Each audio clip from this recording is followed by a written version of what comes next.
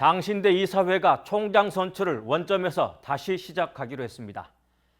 장신대 이사회는 지난주 회의를 열어 차기 총장 선출을 위한 청빙 공고를 내기로 결의했습니다.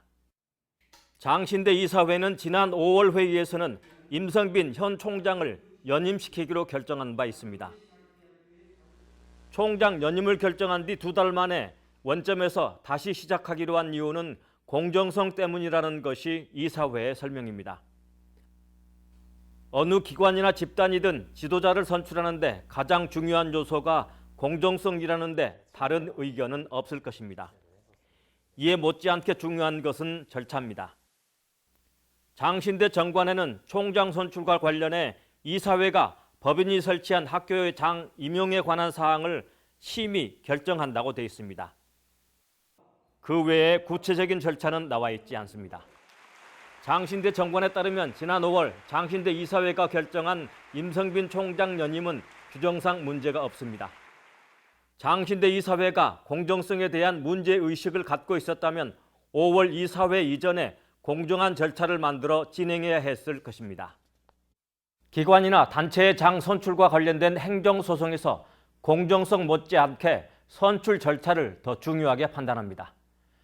규정에 따른 절차를 지키지 않으면 대부분 무효 판결을 내립니다. 이런 점에서 보면 장신대 이사회가 총장 선출 문제를 원점에서 다시 시작하기로 한 것은 절차를 뒤집은 것이나 다름없습니다. 5월 이사회에 대한 자기 부정의 모순을 드러낸 것이기도 합니다. 총장 선임 절차와 관련한 구체적인 규정이 없다면 이사회의 결정은 결정 자체로 유효합니다. 공정성에 문제가 있다면 총장 선출을 원점으로 되돌리기보다는 이후 공정성을 담보하기 위한 규정을 만들었어야 합니다.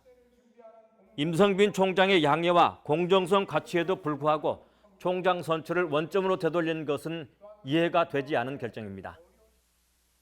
장신대는 평양신학교를 시작으로 한다면 120년에 가까운 전통을 가진 학교입니다.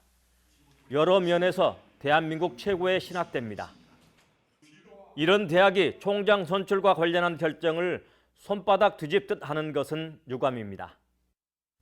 장신대 학교법인 정관에 총장 선출과 관련한 구체적인 절차 규정이 없는 것은 근본적인 문제입니다. 원점 시작이 아직 큰 파문으로 번지지는 않고 있지만 근본적인 대안을 마련해야 할 필요성은 제기되고 있습니다. CBS 논평이었습니다.